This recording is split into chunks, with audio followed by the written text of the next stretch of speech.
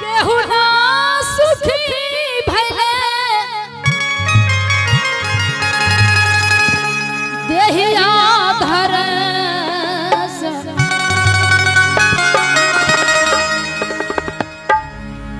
केहू ना सुखी जग में देहिया धर से केहू ना सुखी जग में देहिया धर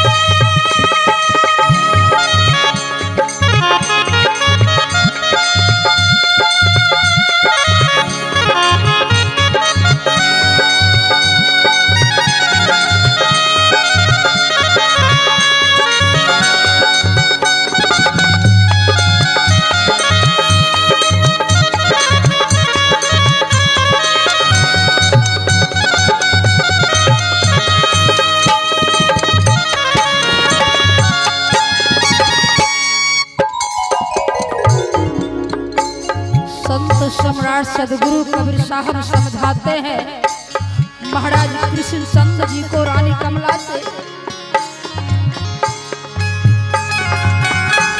ब्रह्मा दुखी तो भाई रे विष्णु दुखी तो भाई रे ब्रह्मा दुखी तो भाई रे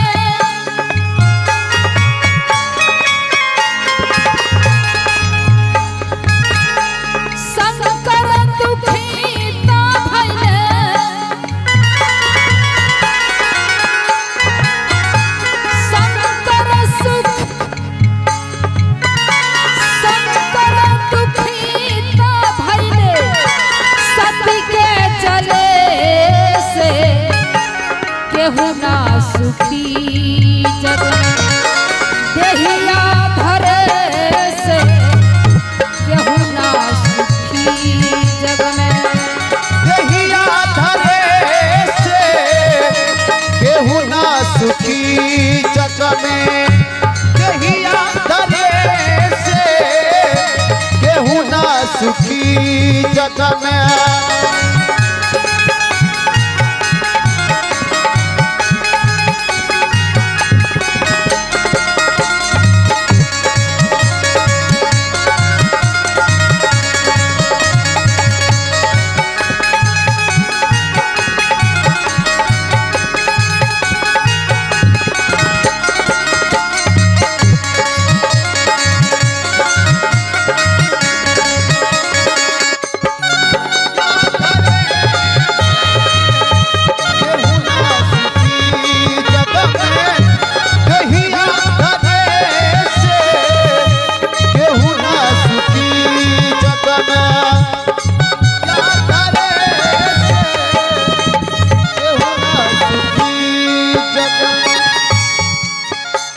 शंकर दुखित भइले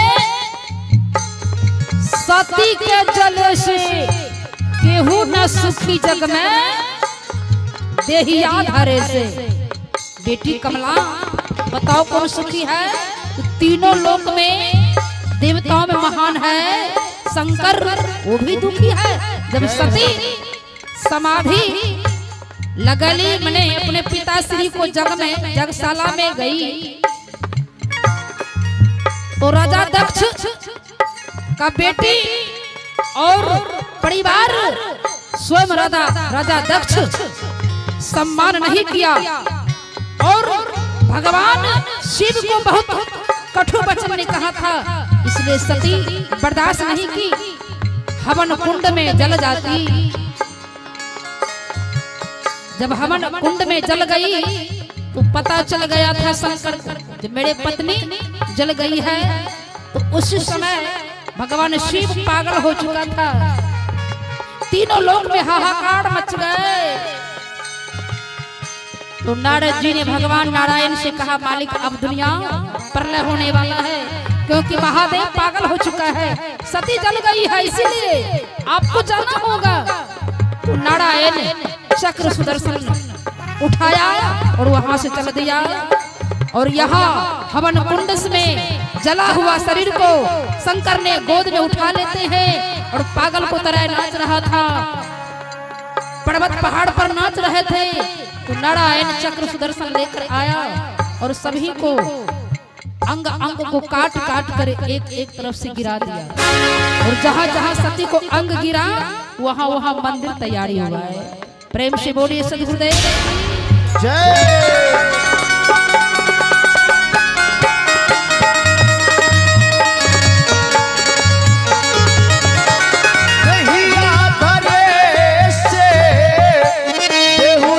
सुखी जग में रहिया करे से केहू ना सुखी जग में। अब फिर आगे सुनाते हैं सदगुरु कबीर साहब।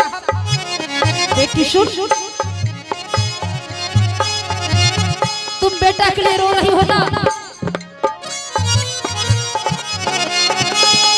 राजा दशरथ जी के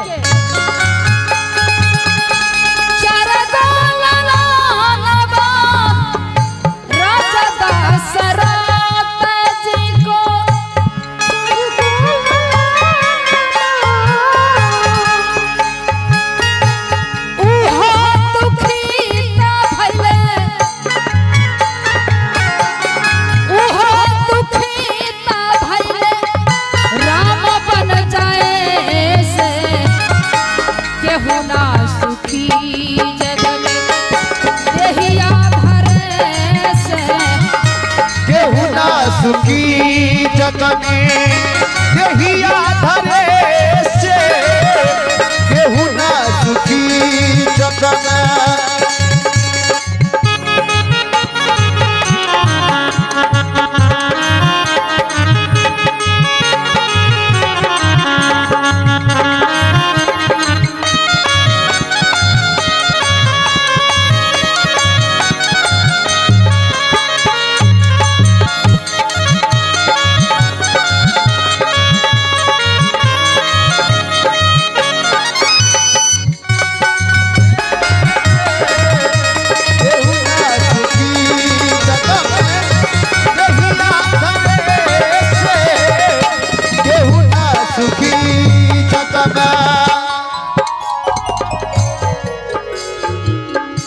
कहे कबीरा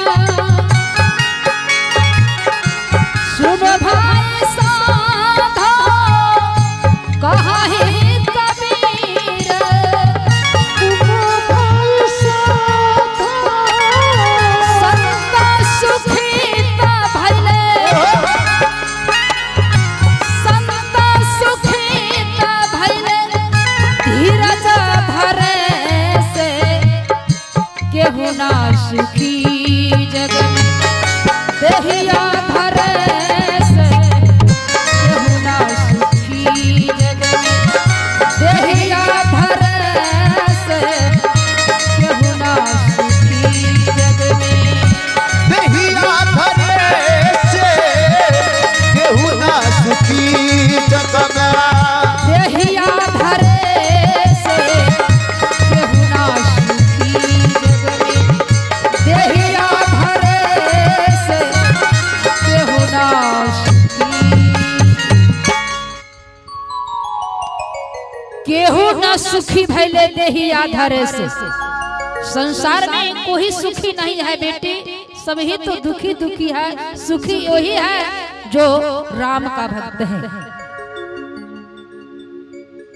दुनिया की सारे कामना को छोड़कर जो सच्चे ईमानदारी से धर्म धारण करते जीवन में वही सुखी है। बाकी सब तो देवता और देवी सब तो दुखी है, नरलोक में दुखी है। आज पूछा जाए कोई सुखी है? ए मेरी बहन है, बहन की तरफ से 50 रुपये की दान है प्रभु जी के दरबार में। फिर मेरी बहन जी की तरफ से 101 रुपये की दान है। हे मालिक सदा सुहागिन बनाकर रखें। धन में वृद्धि दें, आपका नाम के गुणगान करेगी साधु की सेवा। प्रेम से बोलिए भक्त वत्सल भगवान की जय। सदगुरुदेव की